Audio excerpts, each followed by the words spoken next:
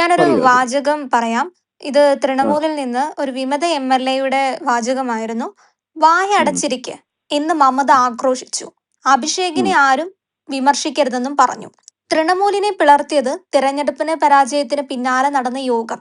ആ ഒരു ഉം. യോഗത്തിലെ പ്രധാന കുറച്ച് വാക്കുകളാണ് ഇവിടെ പറയുന്നത്. തൃണമൂൽ ഉം. കോൺഗ്രസിന്റെ പിളർപ്പിലേക്ക് നയിച്ചത് തിരഞ്ഞെടുപ്പ് പരാജയത്തിന് ശേഷം നടന്ന പാർട്ടി യോഗമെന്ന് വ്യക്തമാക്കി വിമത എം.എൽ.എ സന്ദീപൻ സാഹ. ഉം. തെരഞ്ഞെടുപ്പ് പരാജയത്തിന് ശേഷം പാർട്ടി എം.എൽ.എമാരുടെ ഏകോപനം ശക്തമാക്കാനും പ്രതിപക്ഷ തന്ത്രങ്ങൾ മെനയാനുമായി മമതാ ബാനർജി ഒരു അടിയന്തര യോഗം വിളിച്ചിരുന്നു. ആ ഉം. അടിയന്തര യോഗത്തിൽ പരാജയത്തിന്റെ ഉത്തരവാദിത്തത്തെ ചൊല്ലി ചോദ്യങ്ങൾ ഉന്നയിച്ച ജനപ്രതിനിധികളോട് "നിങ്ങൾ വായടച്ചിരിക്ക്" അങ്ങനെയാണ് മമതാ ബാനർജി ആക്രോശിച്ചുകൊണ്ട് പറഞ്ഞത്. ഈ ഉം. ഏകാധിപത്യ മനോഭാവമാണ് ജനപ്രതിനിധികളെ പാർട്ടി വിടുന്നതിലേക്ക് നയിച്ചതെന്ന് സന്ദീപൻ സാഹ വ്യക്തമാക്കി. ഉം. അതോടൊപ്പം തന്നെ മമത പറഞ്ഞ മറ്റൊരു പ്രധാന കാര്യമാണ് അഭിഷേക് ബാനർജിയെ ആരും വിമർശിക്കരുതെന്ന്. ഉം. അസാധാരണമായി മികച്ച പ്രകടനമാണ് അഭിഷേക് ബാനർജി കാഴ്ചവെച്ചതെന്നും അതേ ഉം. തുടർന്ന് എല്ലാവരോടും എഴുന്നേറ്റ് നിന്ന് കൈയടിക്കാനും മമതാ ബാനർജി ആവശ്യപ്പെട്ടിരുന്നു. ആ ഉം. കൈയടിക്കാൻ ആവശ്യപ്പെട്ടതിൽ അഭിഷേക് ബാനർജി സ്കൂളിൽ പഠിക്കുന്ന കാലം മുതൽ നിയമസഭയിൽ സേവനമനുഷ്ഠിച്ചിരുന്ന എം.എൽ.എമാരും ഉൾപ്പെടുന്നു. അവരെ ഉം. എഴുന്നേറ്റ് നിന്ന് കൈയടിക്കാൻ നിർബന്ധിച്ചു. ഇതാണ് ഉം. എം.എൽ.എമാരെ മമതയ്ക്കെതിരെ തിരിയാൻ പ്രേരിപ്പിച്ചതെന്നാണ് സന്ദീപൻ സാഹ വ്യക്തമാക്കുന്നത്. ഈയൊരു ഉം. പരാമർശം അല്ലെങ്കിൽ ഇത് കേട്ടിട്ട് സാറിന് എന്താണ് തോന്നുന്നത്? മമതയോടുള്ള ഒരു എതിർപ്പിന് കാരണമായത് ഈ ഒരു കാര്യങ്ങൾ തന്നെയാകുമോ? ജനങ്ങൾക്ക്, അതായത് പ്രത്യേകിച്ച് തൃണമൂൽ കോൺഗ്രസ് നേതാക്കൾക്ക് എം.എൽ.എമാർക്കും ശ്വാസം വിടാനായിട്ട് ഒരു സ്പേസ് കിട്ടി ഇപ്പോ. അതല്ലെങ്കിൽ അവര് മമത ബാനർജി എന്ന ഒരു ഗുണ്ട നേതാവിന്റെ നിരീക്ഷണത്തിലായിരുന്നു. അവരുടെ ഏകാധിപത്യ പ്രവണത കാരണം ജനങ്ങൾ മുഴുവൻ അവരെ വിട്ടുപോയി. ഈ തെരഞ്ഞെടുപ്പോടുകൂടി മമതാ ബാനർജി എന്ന ബലൂൺ പൊട്ടിത്തെറിച്ചു. അപ്പൊ അവരെ സംബന്ധിച്ചിടത്തോളം ഈ അഭിഷേക് ബാനർജിയാണ് അവരുടെ അനന്തരാവകാശി. അത് അവർ പ്രത്യേകം പറഞ്ഞിട്ടുണ്ട്, പലവട്ടം പറഞ്ഞിട്ടുണ്ട്.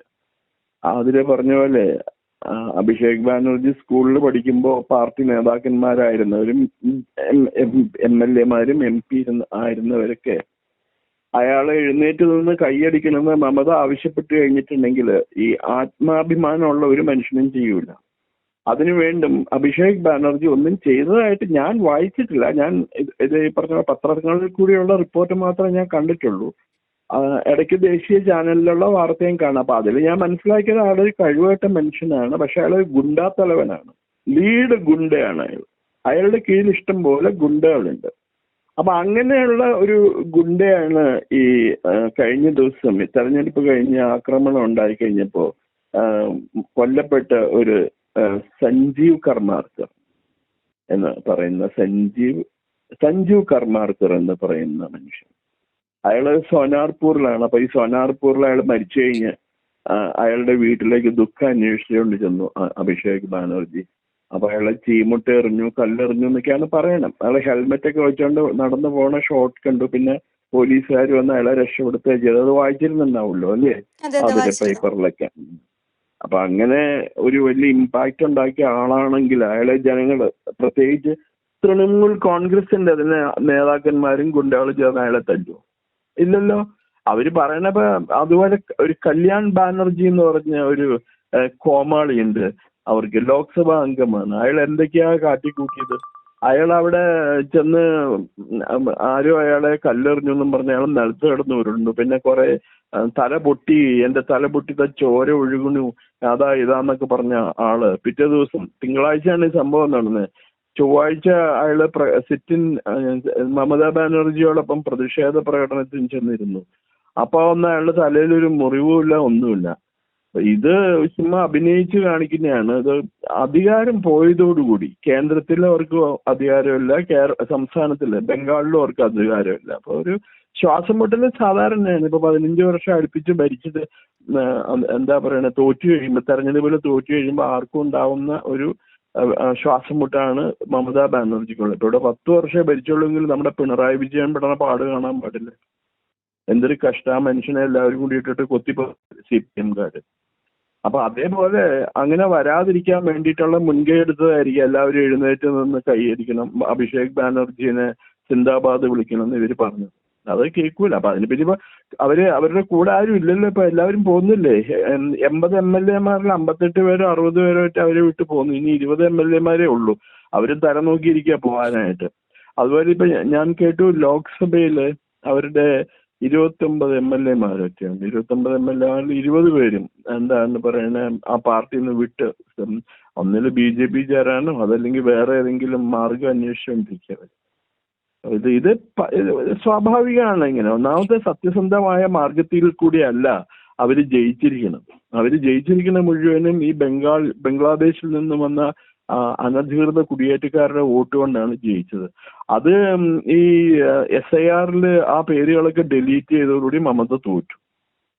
ഇപ്പോ ഞാൻ മനസ്സിലാക്കുന്നത് മമതയും ബംഗ്ലാദേശിൽ ജമാഅത്തെ ഇസ്ലാമി ലീഡർഷിപ്പുമായിട്ട് ഒരു രഹസ്യ ധാരണ ഉണ്ടാക്കിയിട്ടുണ്ടായിരുന്നു.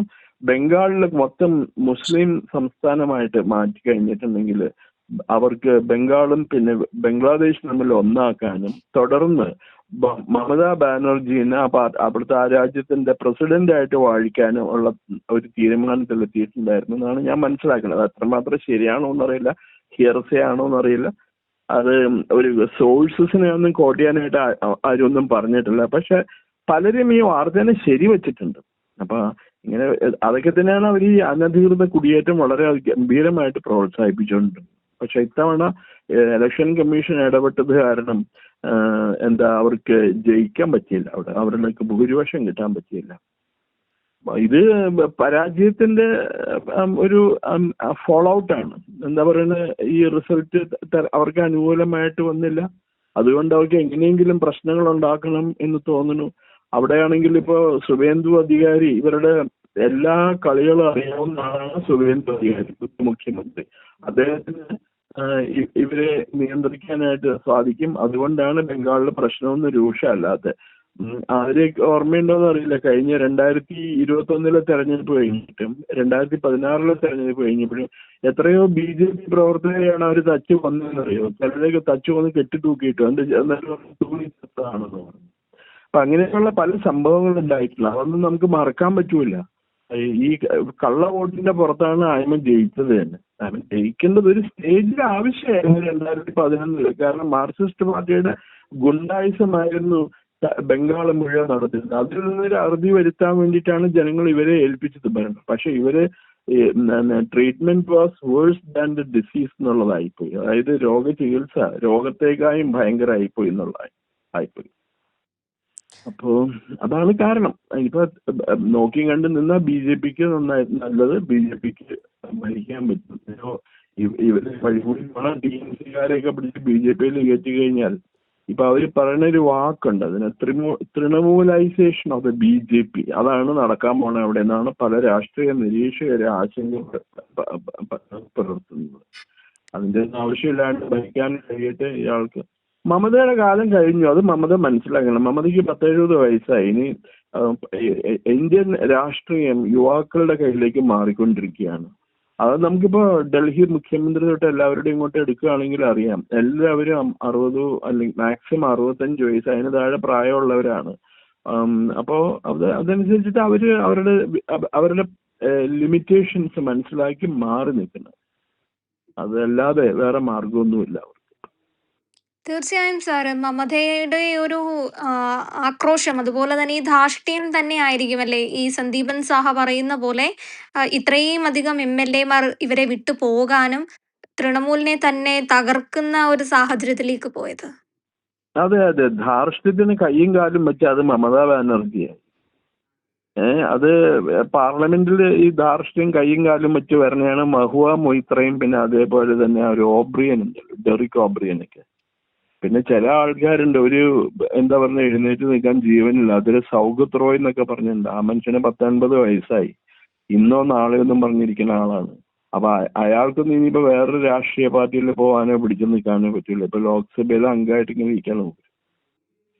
ഇനിയിപ്പോ അവസാനം തെക്കോട്ട് എടുക്കണവരെ മൂപ്പരിങ്ങനെ അവിടെ നിൽക്കും, ഇവരെ ന്യായീകരിച്ചോണ്ട്. അല്ലാണ്ട് വേറെ നിലനിൽപ്പില്ലല്ലോ.